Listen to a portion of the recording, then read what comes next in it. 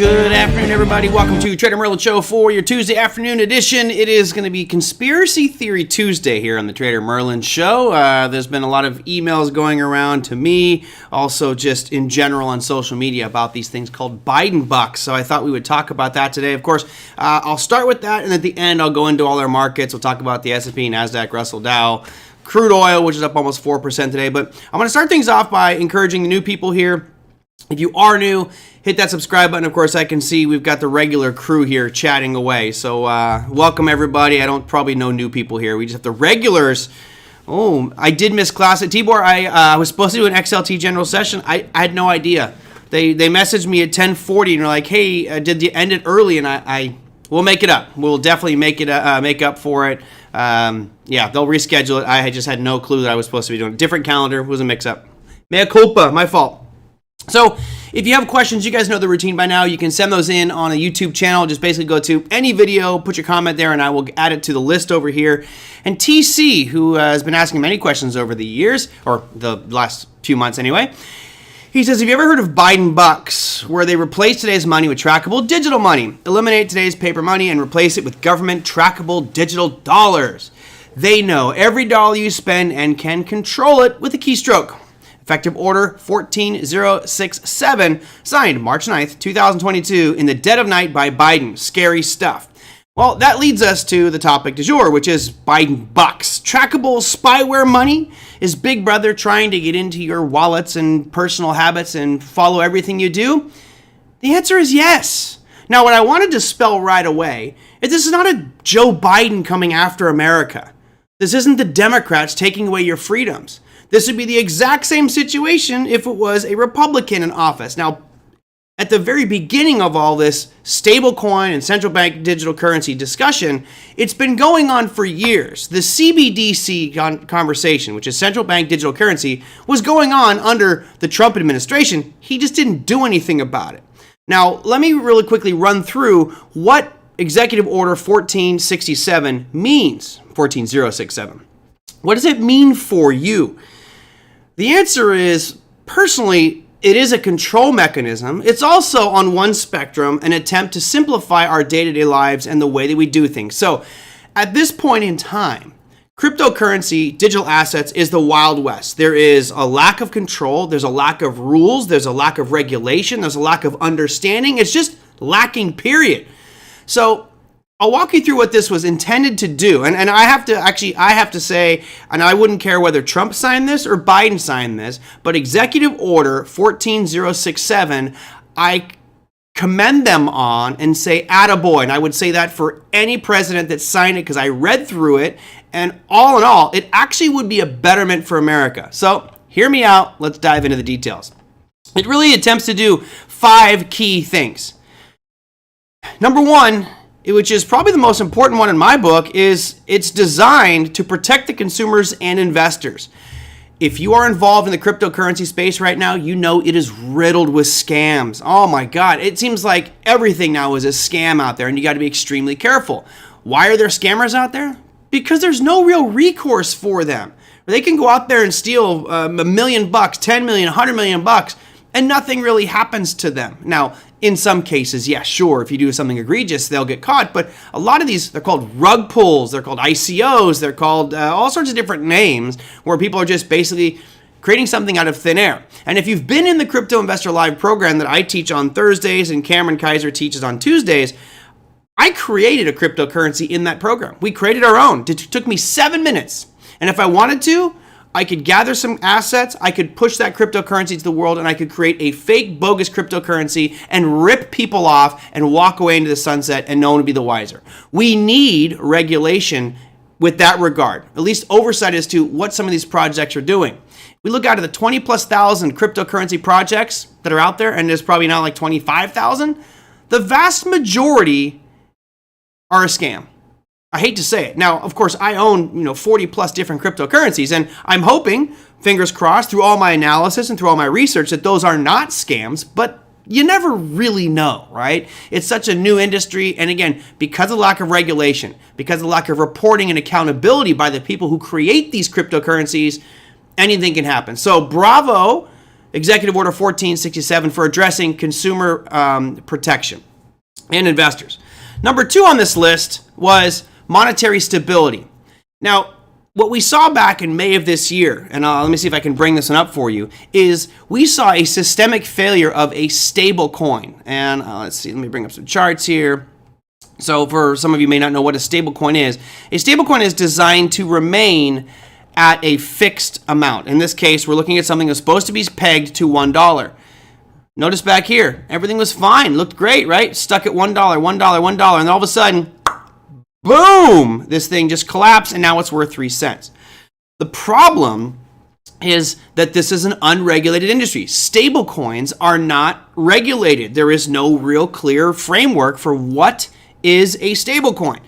Now, if you may have heard, the ECB was basically saying, look, we're going to ban stable coins in the European Union. Why? Because they want them denominated in US dollars. So we've got 2 separate things to talk about here. Number 1 is the structure of stable coins, which are designed to hold their value at some specific amount. Here's the easy solution. If you want to be a stable coin and you're stable to the US dollar, then you buy 1 for 1, however many tokens you issue. Let's say it's 1 million tokens, you have $1 million in the bank. That would be a stablecoin. Unfortunately, because of lack of regulation, some of them, like Tether, are buying all kinds of corporate bonds and junk bonds and just random garbage we have no idea about. Then you have other ones like UST, which is a computer program. Well, it broke. Someone figured a way to exploit that system and crash it and made a ton of money off it. They should be in jail. They're not, because there's no laws against this stuff. So that, to me, is the monetary stability. It threatens the stability of ecosystems dealing with money. Why? Because it's digital money. So to me, that's a major, is that a manipulation stablecoin? I think stablecoins are actually probably one of the best creations out of cryptocurrency and digital assets, because it now allows you a medium to go back and forth into digital assets, which you had to use US dollars before. So that's a great step. However, if they get too big, like UST, was over $40 billion, and Terra Luna as well went down with it. It's $40 billion that just disappeared, evaporated. And Do Kwon, who's the guy who created it, didn't even get a slap on the wrist. Of course, regulators are now investigating him, but come on, dude. Nothing going to happen to this guy. It's ridiculous. But at least Bernie Madoff went to jail. Number 3 on this list. Okay, so we got protect the consumer and investors. Yes, we must have that regulation, in my opinion. And I understand that I probably have some libertarians here, and you're like, government intervention sucks. Government intervention sucks. I agree with you. However, there should be a minimal amount of government intervention just to set the parameters of what is a stablecoin. So, for example, there's 4 main types of stablecoins. You have stablecoins that are backed by fiat currency. That would be an example like USDC, the Circle stablecoin, and that's the one that I have used in the past. You have examples of algorithmic stablecoins, which would be something like UST, which collapsed and failed. And honestly, there has not been an algorithmic stablecoin which has survived. Number 3 would be something that's a collateralized stablecoin.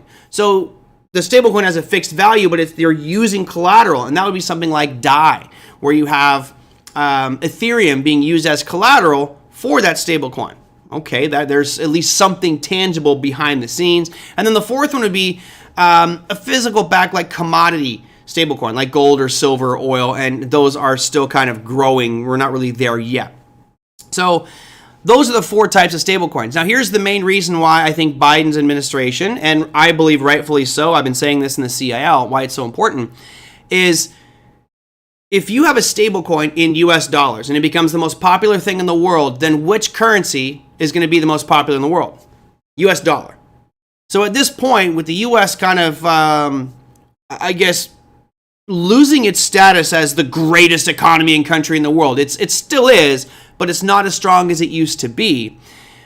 Remaining the reserve currency of the world is absolutely essential and critical for US. If you're a US politician, that should be like your main focus. Forget, hunger and making sure everybody has money. No, you have to make sure that US dollar stays reserve currency, because if that goes away, then we have serious, massive economic problems that I wouldn't even want to begin to contemplate if we lose reserve currency status.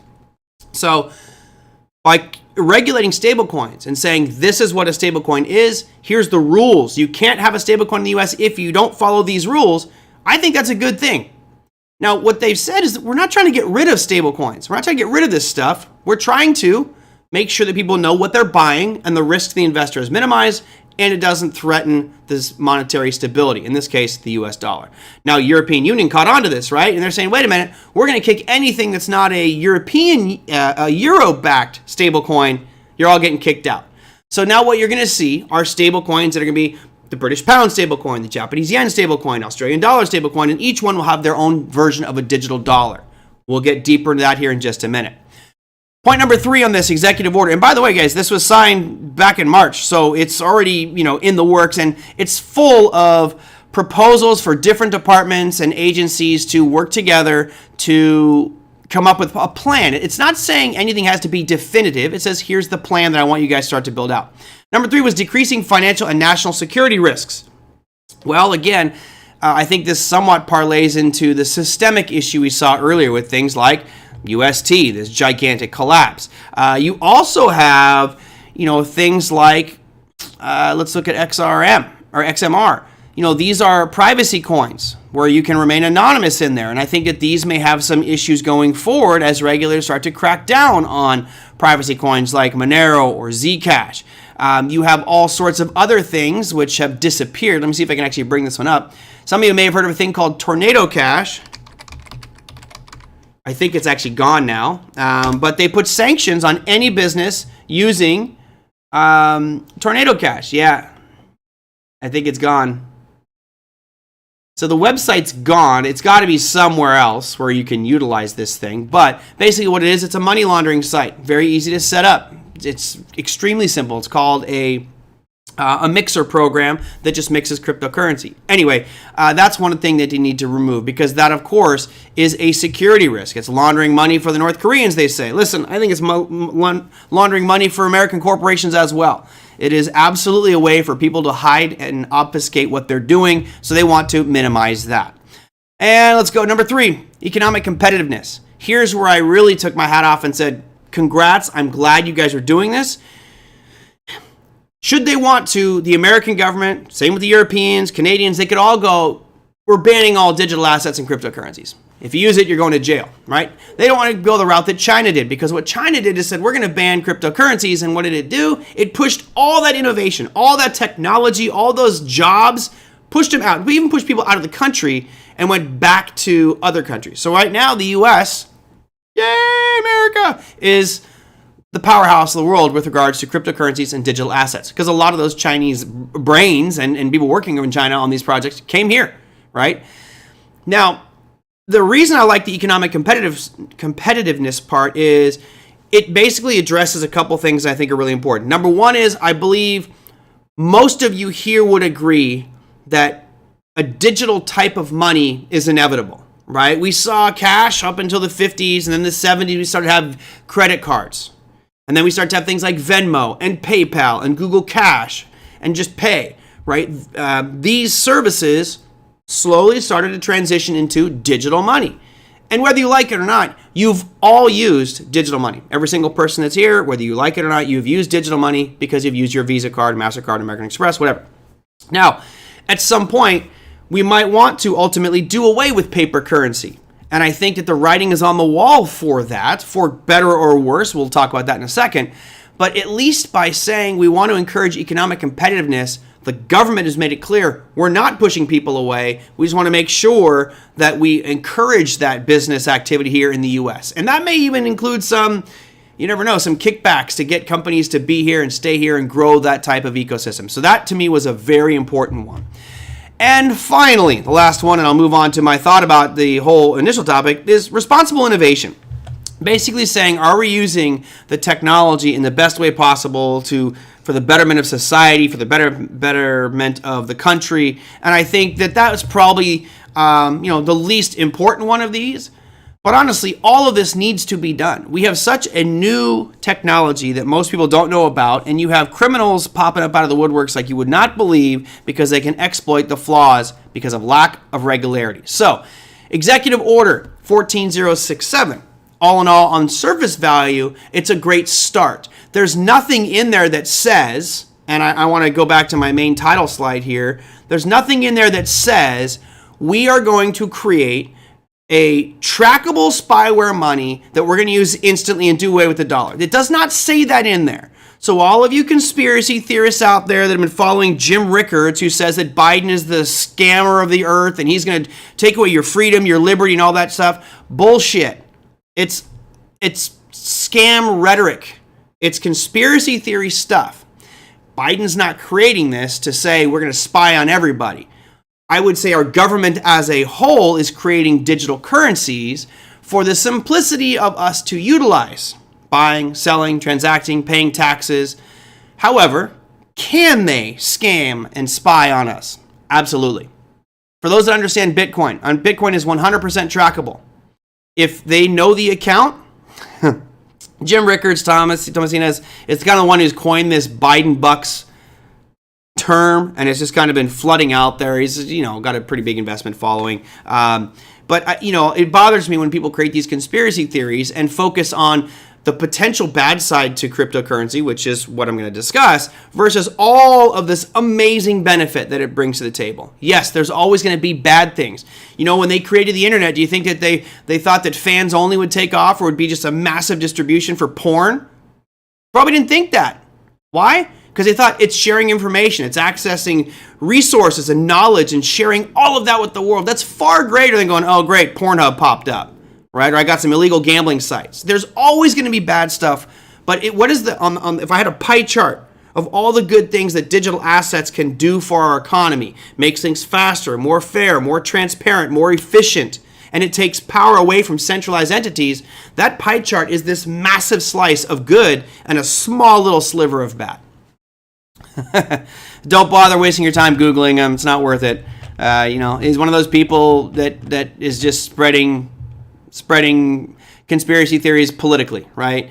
And the message from him is, it's Joe Biden, it's the Democrats. The Democrats are here to kill everybody and ruin the world. And if it was Trump in this situation, then there would be some other Democrat, conspiracy theorist guys and say, oh, well, it's the Republicans trying to destroy your freedoms and take away. It will always be this ridiculous garbage between both parties. If we could kind of stand in the middle of the road and see that this as the greater good, I think we'd all be better off. Anyway, to the point that this is trackable spyware money. I've talked about this with you guys many times. I told you I'm hoarding $100 bills. Why? Because I think at some point we will have a black market for physical currency. Now, I don't think this is going to happen in the next 2 or 3 years, but I would say that within 5 years, we should have a full-fledged effort by our central banks to do away with physical money. You guys heard during COVID, it was, there's a coin shortage. We don't accept coins anymore. Okay, great. That pushed everybody kind of doing credit cards, right? Now that's trackable too. Visa knows what you're doing. Visa knows you're spending. The government may not, but Visa certainly knows if you're using your Visa card, what you buy, when you buy, how you buy it. If you look at what the central banks are doing, they understand the need for a digital currency. And the main reason is, well, actually, there's a lot of reasons, but number one, why would we want to go digital? Physical money is dirty, not only in the figurative sense, because the most used currency for illegal activity in the world is the US dollar. Hands down, no argument, talk to anybody that's in the currency world. The dollar is used for terrorists, drug dealers, abduction, ransomware, you name it. It's used for everything bad. So it's dirty figuratively, but actually literally it's dirty. I think there was some crazy statistic, like 50% of all $100 bills have traces of cocaine on them. It's like, what? Come on, man. Anyway, the amount of diseases and germs on money is incredible. I watched Mythbusters, and I think the only thing that could have been dirtier than the dollar was actually a toilet seat. Put that in your wallet. So there's the dirty aspect of money, the physical printing of money. Think of all the U.S. mints around the country that we have to pay for as taxpayers for all these mints, the manufacturing, the security, the transportation, the verification, and making sure that things aren't counterfeit. And just the sheer amount of counterfeiting that goes on of currencies, right? The most counterfeited currency out there. What is the most counterfeited bill, everybody? What do you think it is? If we look at the counterfeited U.S. currencies, which is the most counterfeited bill? It's funny because most people say it's the $100 bill. It's actually, I believe the 20 is the most counterfeited because everybody checks the 100. You don't see anybody like taking a 5 or a 1 and checking for the stripe on the $1 bill. But there's counterfeit. So those are really the bad arguments for physical money. The positive arguments for physical money are what? I own it. You can't see what I do. If I want to buy, some black tar heroin from Thomasina, and no one's the wiser. I'm not going to buy black tar heroin. Helvetina, you dealing with some black tar heroin over there? Yeah, it's the $20 bill. Yep. So you've got the good and the bad, and actually on the grand scheme of things, the bad arguments to me far outweigh the good for the U.S. physical dollar. Hey, thank you, Michael, very much. Appreciate that. Now let's look at digital currency. With digital currency, depending on the mechanism that they use, so let's use like a Bitcoin analogy, proof of work, where there's a fixed number of Bitcoin. You can't make up fake ones. They're all tracked digitally. The central bank will know exactly who's got, how many there are, in circulation, and you would not be able to manufacture new crypto dollars, right? Digital dollars. So what that does is that cuts out a lot of really bad, shady people around the world that are printing money, buying plates and printing. You wouldn't be able to. Number two, it offers speed and, I guess, efficiency, because now we don't have to have physical dollars in our wallets, right? You won't be like, oh, shoot, I forgot my wallet. You got your phone. Your phone will have a wallet on it that basically goes to most likely a bank account. We'll talk about whether it's going to be a physical bank like Wells Fargo or if it's going to be a central bank account. I don't think we'll see it central bank, but we'll never know. So you'll just have a digital wallet on your phone, and we'll just tap and pay or click and pay or whatever it is. It'll be just like using Venmo, but it goes straight through your bank. And the main reason this is so efficient is, imagine now you file your taxes are immediately deposited to that account. No waiting for checks to clear or any of that stuff. Deposit straight into your account. If I want to send money to anybody, boom, click and easy, super easy. So that is speed and efficiency, but it's also trackable. So when we have this graphic up here, which was not intended to be clickbait, it says trackable spyware money. For the most part, crypto is trackable spyware money. If you are smart and you know how to track these things, you can find where it's going. And Karen says, our money is already digital. For the most part, it is. I would definitely agree with you on that one, that we're most of us using digital money anyway, right? You have very few of us actually carry dollars in our wallets and actually use them very regularly. I think we all might have some money in our wallet, but we swipe our credit cards for pretty much anything. And if you don't, that's kind of shame on you, right? You should be using your credit cards for everything. Why? Because if you swipe your credit card, you could be earning miles, points, rewards, stuff. I do it every month, but the key is make sure you pay your credit card in full every month. Never miss a payment, right? That's critical in making sure that your credit score grows and you don't put yourselves in a debt. Always live within your means, pay your credit card in full every month, but use your credit card for everything. I buy a pack of gum, swipe my credit card. Fine with me, because I'll get airline tickets around the world. So, can they track you? Yes. And if it is a central bank digital currency, meaning this is going to be issued and everything will be controlled by the Fed, yes. It will be a system where they can see every single thing that you do. They'll see every transaction, every dollar you spend, every person you've given it to. So if I pay Thomasina, they'll know that I paid Thomasina. They'll see where it went. They'll know her account number because they have to deposit money into. So it is Overwatch and being able to see everything. But this isn't Biden's decision. Biden's saying, let's put the framework in because the future is inevitable. There will be digital currencies. We are going to see a central bank digital currency. Whether it's under a Democratic, Republican, Libertarian administration, doesn't matter. It's saying this is the technology of the future, and it eliminates such a cost-prohibitive technology, physical dollars. It's so much money to traffic. I mean, think of what a disruptor a digital currency could be. I was at the food court today grabbing a sandwich, and the Brinks guy walks and he's like lugging these big bags of money around. He's got guns, and of course he's a target for any kind of robber. Well, you know who you're going to put out of business? Anybody who's trying to rob a Brinks truck. Now, you'd also be putting those Brinks drivers out of business because there'd be no need for it. Only maybe for precious metals or physical assets, but they wouldn't be moving money around anymore. You don't have to worry about being held up at gunpoint. Now, granted, someone might hold you up at gunpoint trying to get your phone and to get access to those accounts.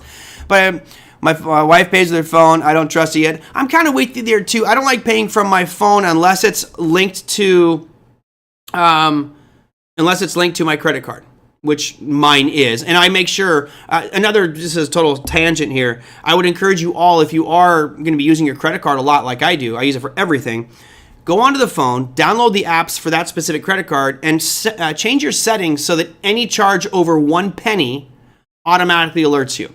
That way, if someone were to get a hold of your card, you could see every transaction that comes through. It can be annoying sometimes, but you know what? I'd much rather be able to catch somebody using my card illegally right away as opposed to, hours or days later.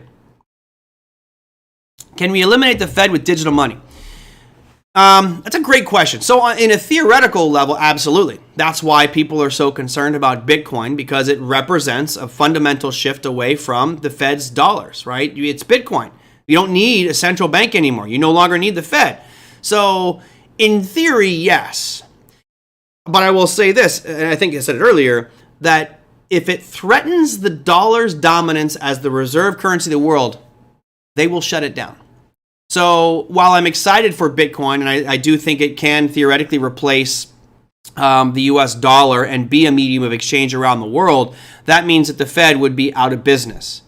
That's not going to happen. Wars have started for less. So yeah, it could. And I think what will happen, Karen, and this is just me kind of sitting back, on the couch, just staring at the sky, thinking of how this is all going to work in the future. I mentioned 5 years out, we'll probably have a CBDC, central bank digital currency. Who knows what it's called? The digital dollar, right? Let's just call it the digital dollar, the DD, the digital dollar. Well, I will probably also have my Bitcoin account. So not everything is going to be sitting in my USDC Fed-backed account. I will have other assets in different locations, and I think that's part of the reason I'm so involved and immersed with cryptocurrency is I just want to make sure I have alternatives to being forced to use this system. And, with regards to Jim Rickards, I agree with him on one thing, that if you have things to hide, it is potentially a bad thing to have digital dollars. I think that there is it's big brothers watching, and, that takes away some of our freedoms and some of our liberties. But it's not a Biden thing. This is just an evolution thing of governments and control. And we're not going to just see it here in the US. You'll see it in Europe. You'll see it in Canada. You'll see it in every country around the world. They're going to move towards a CBDC. It's just much easier. Now, does this solve the fundamental problems of fiat currency, right? You guys know my belief on why we are in the economic situation that we are in. It's because we printed too much money, right? Does this change anything? If we go to a central bank digital currency, does it change that variable? The answer is no. They can make up as many digital dollars as they want. It all depends on how they set up this cryptocurrency. Now, in a perfect world, they would have created it like Bitcoin. When they'll create it like Bitcoin, which means there can only be a certain amount. Now, that would be awesome, but think of, how do we fund wars? How do we fund our incredibly incompetent and overpaid government? By printing more money, right? We probably could go through, if we brought in something like a it's Al Dunlap.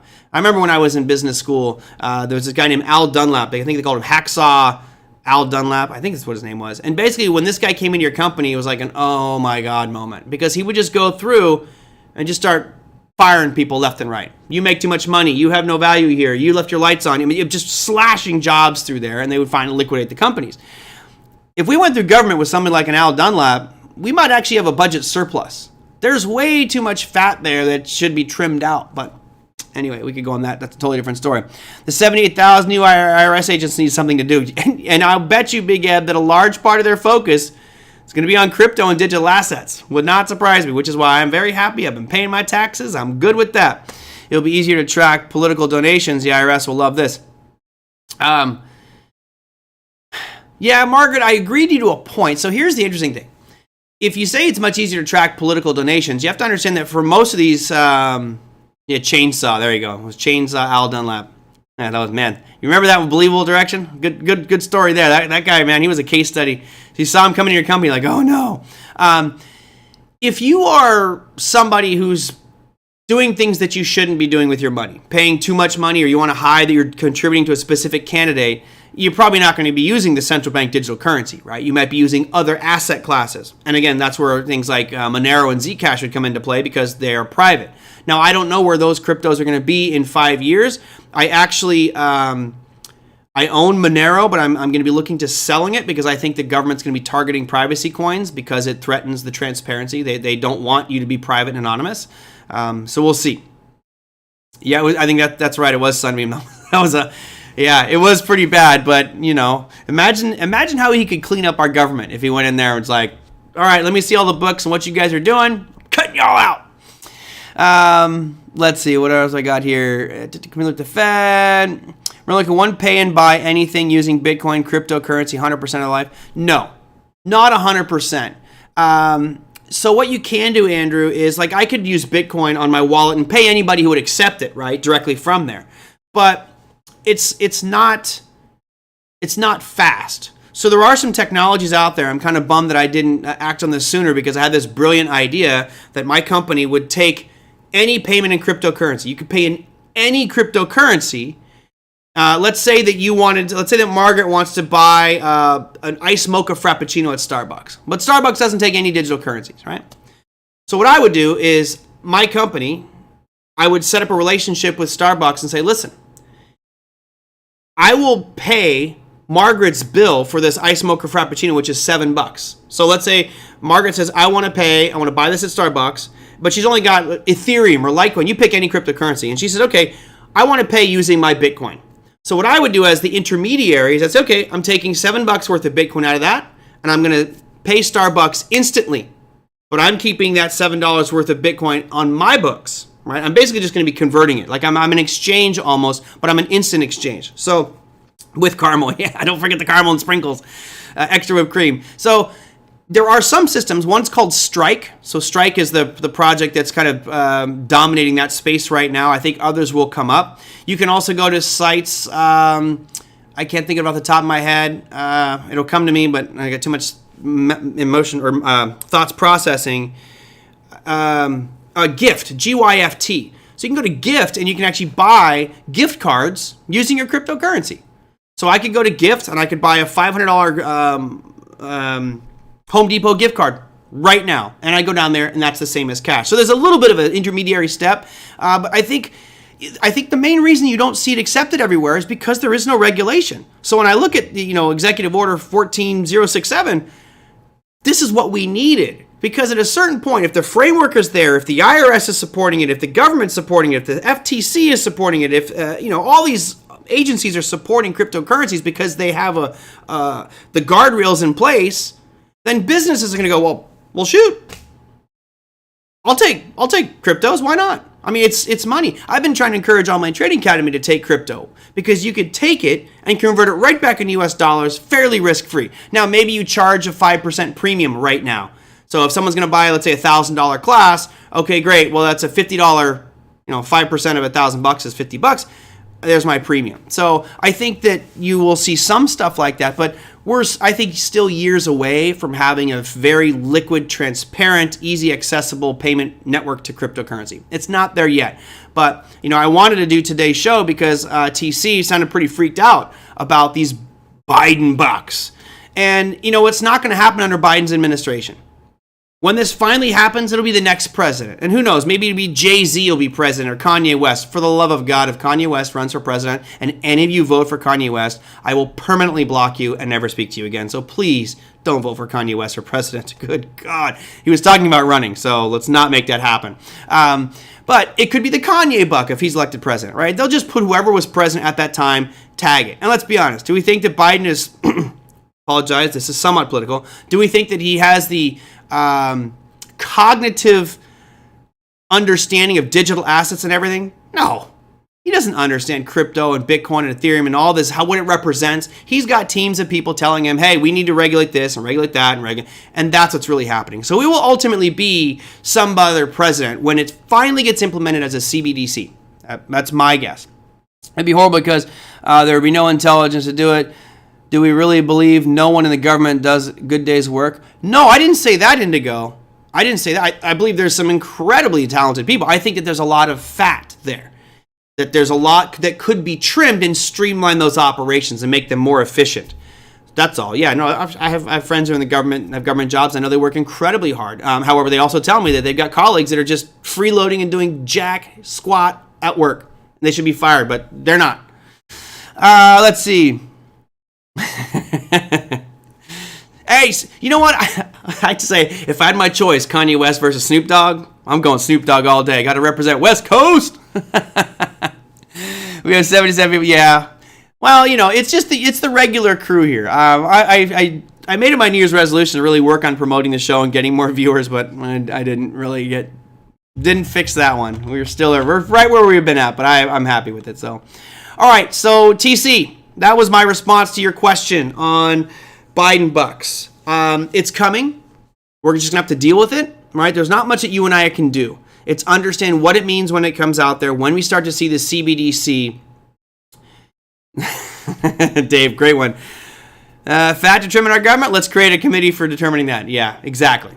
Right? You just make things worse by trying to make things better, but hopefully in the long run things get better. We just keep growing our government and growing agencies. And what's interesting is that executive order that Biden signed, there were so many agencies mentioned it. I mean, I read the whole thing. It's pretty complex. But basically, this agency is going to be responsible for this within 12 months, and this one's responsible for this within 8 months. So he really kind of tries to put timelines on the agencies to come to the table and come up with the framework for regulating cryptocurrencies and digital assets. So I was actually pleasantly surprised. Nothing in there said, down with crypto, let's shut down Bitcoin, digital assets are a threat. We didn't say that. It actually said, let's embrace it, but let's make sure we're not embracing the wrong thing. So I commend the team that signed it. I'm sure there was some bipartisanship there going on as well. What do you say there, Tom? Online banking happens so much faster, this crypto stuff. I got Google Ads payment received into PayPal, used PayPal ATM card, and got to purchase receipt via text 15 years ago. And yeah.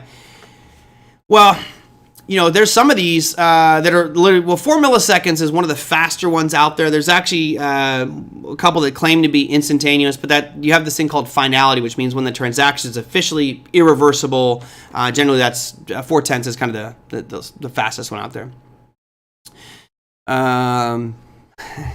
Good one, Daniel. All right, if we don't have more questions on that, let me go into what happened in today's markets. Maybe did 37 minutes on that topic, and I got a lot to cover here. So let's start things off real quick. And feel free to type in questions and comments there. Happy to go into it, but I hope that you guys see that this is not something that we should be like, the sky is falling panic. There's going to be a lot of good that comes out of this. There's going to be some really great innovations and technological pieces that you and I can benefit from. There will be some bad parts, but my gripe has been one thing that just pisses me off, and I don't really care about people having my information and using it. I just want to get paid. Like if Google would give me a summary and say, hey, we made $20,000 off your information last year, here's $1,000, here, take my information. I'll take an extra payment. I'm not doing anything bad. I'm not, going out on YouTube and searching for how to kill the president or something like that. Would be just not me. I just want to live a nice, happy, friendly life, However, there are some people that this could threaten, and people that, drug dealers in one would be in a fairly troublesome spot. They would probably have a black market of cash. They would probably be using digital assets that were privacy coins. So I think we'll see the industry morph and come to some clarity as far as all the rules and regulations. So congratulations on 1067 or 1467. Let's keep it going. A viewer appreciation show. I don't know, Big Eb. Maybe we get Big Eb on one day. He probably wants to. He's like, I'm tired of hiding behind my camera. Let me bring it out front. All right, let's go to what happened today. So from a price action wise, there really wasn't like the most exciting day. There was definitely some market movement, but it wasn't like the previous 2 days, right? We had small ranges, under 0.5% for most indexes. We did have some earnings come out today, and I think it's important because there's a lot of retailers reporting. You notice that everybody here except Urban Outfitters beat earnings, right? You had big beat by Macy's, and they were up almost 4%. JD.com, which is a retailer as well, up 3.4%. Medtronic, which is not really a retailer, they beat and were down 3%. But really, this is where it starts to paint a slightly uglier tone, and not quite sure what to make of it. It feels like the market is shrugging off bad news yet again. So, we have services and manufacturing names all up and down, all for Europe, for British pound, but really this block right here is the pieces for the U.S. markets. Sorry, I'm not drawing straight lines. That I think is noteworthy. Notice the flash services. Anything under 50 means contraction, not good for the service industry. Well, we're dropping. Or they were actually expecting it to increase. This is a sign right here. Big R letter. Recession. This is a nice piece here, which could push us deeper into a recession if we see services continue to show contraction. Now, we also had a contraction on the manufacturing PMI. So not only is it services, but it's manufacturing. The good news is it's above 50, which means that there is some optimism there, but not much. Now, Richmond Manufacturing Index, that's another negative piece. Anything below 0 here, that's bad for that area. So some bad data starting to pile up here. And you know, I am expecting the market to have a little bit of a bounce. I expected the dollar to sell off, which we had today, but not really a follow through with the indexes.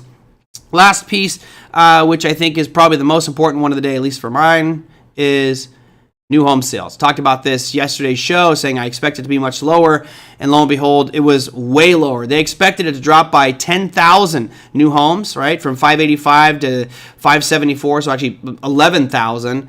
We ended up dropping 74,000. That's a significant decline in the number of new home sales. And I showed you the chart yesterday. Let me real quickly bring up. Oh, where was that one? That'd be under Forex Factory, right? That's the one I'm using. So I'll bring up Forex Factory here and we can check that out because it's a pretty ugly picture. Here is the new home sales and here's the chart of it. Remember, trend is your friend to the bend at the end. And notice we've gone back here in January of this year, we were at 800. Now we're, well below that. We're at 500. So that to me is... Here comes a new definition of recession coming soon to a theater near you. But I mean, it doesn't become it couldn't be much clearer on how this trend is now done, right? We had this beautiful uptrend since 2010 in new home construction, or new home sales, and now it's just falling like a rock. And of course, a lot of it has to do with the 10-year and rising interest rates and just prices in general, right? We were due for a pullback at housing prices. We're going to get some more housing data here in the near future. But I thought that would be nice to show you guys at least those major announcements. To me, the new home sales one is ugly, way worse than expected. Now, I believe, what was the stat I saw today? It's the first time in, was it 15 years? No, it's the first time since like 2015 that housing prices have fallen. Like we're seeing housing prices now drop. And remember, I was talking the other day, or a couple months ago, we talked about a 20% year-over-year growth in housing prices. That's not sustainable. And it's going to come back down, and now we're seeing the effects of that. Let's go to viewer questions. I want to get through a couple of these. Where was it? Oh, wow. I guess I didn't write copy my questions for the show today. All right, sorry about that. I guess I don't have your questions here ready for us. I think this one was just a comment from Brendan, which was, let's see how much Jay Powell can weaken the U.S. dollar. If they can't knock it down, the global system is going to crash. I don't know if it's necessarily going to crash, but it's certainly going to put a damper on global growth, right? That dollar index, which has been pretty aggressive and strong, today you saw that Dixie was down just a little bit. No real surprise here. It felt like it was going against the grain, but we were in this overhead supply that we saw back from July. So no real shock that we saw a pullback. For me, the real question, and that's, I guess, for you guys as well, because you're making trades off of this, is this a one-day pullback and we keep ripping up because the trend is so strong from this bounce off the lows on August 11th? Or do we see a pullback and a calming down of the trend in the dollar? Again, if it starts to sell off here, that dollar index is going to have the equity market should have a nice move up, which is one of the main reasons I sold weekly calls, as I thought we'd see a sell-off this week in the dollar index. Therefore, the equity markets would surge, and by me, I didn't sell calls, I sold puts. And by me selling puts, I would just collect a very nice rate of return. I'll get, over 2%, or actually 2% on one and about 1.5% on the other for a 5-day trade. Great. If the prices drop, and that means that the U.S. dollar is probably going to be rallying, and that could be problematic for me going forward. So we'll have to wait and see what happens by Friday, but tomorrow is the real telltale. Do we get this nice little sell-off here, or is it just a one-day blip and it rips up? Don't know. 113 next, I bet. I think we're headed there. And that, we've looked at that on the weekly here, Chase, which was, here's the weekly. You will scroll out and you guys can see that there really is not much. I've got my 113 mapped out here, and there's actually a drop-based drop that goes all the way back into, let me get the date here for you. I would zoom in on it, but I always take too much time. In May 13th, 20 years ago. 20 years ago was the last time I was up at 113, and I'll show you what that level looks like, just so you can see it. There it is on the weekly. You just had this, it dropped just kind of hesitated for a week and then proceeded to fall aggressively. But that's the only real supply zone that we have. There's really nothing else there. So we'll have to wait and see what happens with this 109 level. That's the key for right now, is this 109. I do think you'll see a little bit of a pullback, but again, I could be totally wrong, and that's why I don't have huge trades. It's definitely time to vacation in Europe. When am I going? I will be leaving. Oh, when am I going to Europe?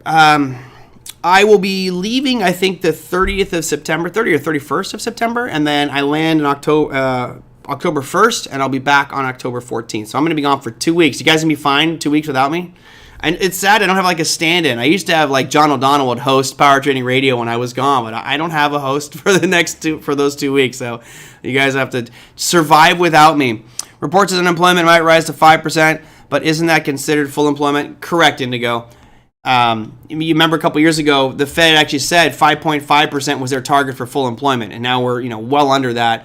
It might rise, yes, and that starts to make the argument for stagflation, which of course Bill Addis talked about. One of his scariest things out there is the potential for stagflation, but we'll have to wait and see. The number, in my opinion, should be rising. You're hearing more and more about layoffs going on, so we are less than parity on the euro. Yes, we were. It fell aggressively. Yeah, we're still sub. This blue line here represents parity. This is great for me. Like, drop, baby, drop. Keep dropping. The last time I was in Europe, or actually not the last time, but this is a weekly time frame. Some of you may know I moved to Europe to teach at university, and that was in 2001 when it was a 0.86 of the dollar, and I signed my contract at 0.86 of the dollar. So they're like, oh, well, it's just much easier for us to pay you in euros. So, okay, negotiate a salary. They locked it in as euros, and then the euro kept rising. I basically finished working in 2017 when we were up at about 150. So it was great getting not 2017, 2007. It was great getting almost 100% raise for literally doing nothing, just watching the dollar rise and rise and rise. So, TraderMerlin show broadcast from Europe? Probably not. I'm going to try to hopefully just set up some options trades and just let those be and not look at the markets for 2 weeks to let my head decompress. It's tough because, as you guys probably have figured out, I do have an addiction for the financial markets. I'm going to the Betty Ford Clinic for traders.